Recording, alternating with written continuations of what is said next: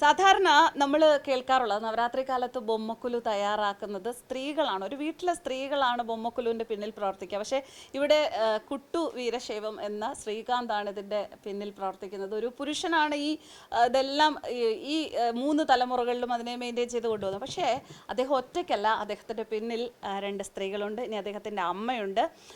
ഇത് കുട്ടുവിൻ്റെ വൈഫ്, ഇത് അനിയൻ്റെ വൈഫാണ്. അപ്പോൾ ഇവർ പറയുന്ന അനുഭവങ്ങളുണ്ട്. നമുക്ക് ചോദിക്കാം. സാധാരണയായിട്ട് സ്ത്രീകളാണ് ഒരു വീട്ടിൽ കൊലു ഒരുക്കുന്നത്. ഈ അനുഭവം എങ്ങനെയാണ്? ഇപ്പോൾ എന്തായാലും പുതുതായി വിവാഹം കഴിച്ചു വന്ന ഒരു പെൺകുട്ടിയാണ് എന്നുള്ള നിലയ്ക്ക്, ഇവിടുത്തെ സ്വദേശിയല്ല, എറണാകുളമാണ്.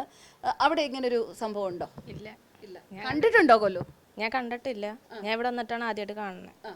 അപ്പോൾ ഇവിടെ വന്ന് ഇതൊക്കെ കണ്ടപ്പോൾ എന്ത് തോന്നി? കണ്ടപ്പോൾ ഇഷ്ടപ്പെട്ടു. ഞെട്ടിപ്പോയോ? മുന്നേ ഞെട്ടിയതാണ്, വന്ന് കണ്ടിട്ട് ഞെട്ടിയിട്ടൊന്നും. അപ്പോൾ ഇവിടെ പറയുന്നുണ്ടായിരുന്നു, കല്യാണം ഫിക്സ് ചെയ്ത സമയത്ത് ഇവിടെ ഇങ്ങനെയൊക്കെ ഉണ്ട്, ഈ ചടങ്ങുമായിട്ടൊക്കെ ബന്ധപ്പെട്ട് നിൽക്കണം എന്ന് പറഞ്ഞു. അപ്പോൾ വന്നപ്പോൾ എന്ത് തോന്നി ഇവിടെ ഇവരുടെ എഫേർട്ട് കണ്ടപ്പോൾ? എഫേർട്ട് കാണുമ്പോൾ അവർ ഒരു കഷ്ടപ്പെട്ട ഒരു കാര്യം ചെയ്യുമ്പോൾ നമ്മളും ഇൻവോൾവ് ആവുമല്ലോ ഓട്ടോമാറ്റിക്കലി. അതേപോലെ ഒരു ദിവസം എന്ന് പറഞ്ഞാൽ വന്നത്, ഇതിപ്പോൾ 1 മാസം എന്ന് പറഞ്ഞു കേട്ടു.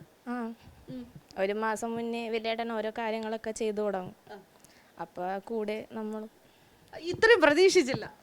ഇല്ല, ഞാൻ വിചാരിച്ചത് ഇപ്പൊ ഒരു ദിവസം കൊണ്ടൊക്കെ വെക്കണം എന്നാണ് വിചാരിച്ചത്. ഇത് 1 മാസം ഫുൾ എഫേർട്ടാണ്. ഈ 1 മാസം സീരിയലോ അങ്ങനെ വല്ലതും കാണാതിരിക്കണേന്റെ വിഷമമുണ്ടോ? ഇല്ല, സീരിയൽ കാണാറേ ഇല്ല. അനിത കുറച്ച് നാൾ മുമ്പ് ഇവിടെ ഉണ്ട് അല്ലേ? അപ്പൊ അനിത ഇങ്ങനെ ഹസ്ബൻഡിന്റെ ഇങ്ങനെ ഒരു ഈ ബൊമ്മക്കുലു വയ്ക്കുന്ന താല്പര്യത്തെ എങ്ങനെയാ കാണുന്നത്? ഞാൻ വന്നിട്ട് 3 വർഷമായി. അപ്പം അതിനു മുമ്പേ ഇവിടെ ഇങ്ങനത്തെ ഒരു ആചാരം ഉണ്ടാന്നുള്ളത് എനിക്കറിയാം. അപ്പം അതിനോട് എനിക്ക് കൂടുതൽ താല്പര്യമുണ്ട്. അപ്പം അതിന് കൂടുതൽ എല്ലാ കാര്യങ്ങളിലും ഞാൻ കൂടെ നിൽക്കാറുണ്ട്. അദ്ദേഹത്തിനോട് സജസ്റ്റ് ചെയ്യാറുണ്ടോ, നമുക്ക് ഇത്തവണ ഈ ബൊമ്മ വെക്കാം, അല്ലെങ്കിൽ അത് നോക്കണം, അങ്ങനെ പറയാറുണ്ടോ? പറയാറുണ്ട്. അങ്ങനെ ഇപ്പോൾ ഈ കൊല്ലം പറഞ്ഞ എന്തെങ്കിലും ഉണ്ടോ? ഈ കൊല്ലം അങ്ങനെ അതിനുള്ള ടൈമൊന്നും കിട്ടിയില്ല, എല്ലാം പെട്ടെന്നായിരുന്നു. പുള്ളി വളരെ പെർഫെക്റ്റ് ആണ് ആ കാര്യത്തിൽ. ഞങ്ങൾ പറഞ്ഞൊന്നും കൊടുക്കണ്ട, എല്ലാം അറിയാം. ഓക്കെ. അപ്പോൾ ഇങ്ങനൊരു വീട്ടിൽ ഈ 9 ദിവസം ഈ ദേവീ വിഗ്രഹങ്ങൾക്കിടയിൽ കഴിയുന്നതിനെക്കുറിച്ച്, അതിൻ്റെ ഒരു രസം, അതിൻ്റെ ഒരു ഐശ്വര്യം, അതിൻ്റെ ഒരു ഭംഗി, അതിനെക്കുറിച്ച് പറയൂ. സന്തോഷമാണ്.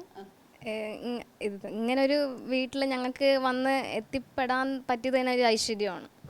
ഇതാണ് ഞാൻ തുടക്കത്തിൽ പറഞ്ഞത്, സ്ത്രീകളാണ് ബൊമ്മക്കുലു തയ്യാറാക്കുന്നത്. പക്ഷേ ഇവിടെ ഉള്ള സ്ത്രീകൾ പുരുഷന്മാർക്ക് പിന്തുണയായി നിൽക്കുന്നു. പക്ഷേ അവരതിൻ്റെ ഐശ്വര്യം, അതിൻ്റെ ആ ഒരു അനുഗ്രഹം അത് എൻജോയ് ചെയ്യാൻ ഒരുപാട് പേര് ഇവിടെ കാണാൻ വരുന്നുണ്ട്. കുഞ്ഞുങ്ങളായിട്ടും അമ്മമാരായിട്ടും കുടുംബങ്ങളായിട്ടും ഒക്കെ ഈ ബൊമ്മക്കുലു കാണാൻ വരുന്നുണ്ട്.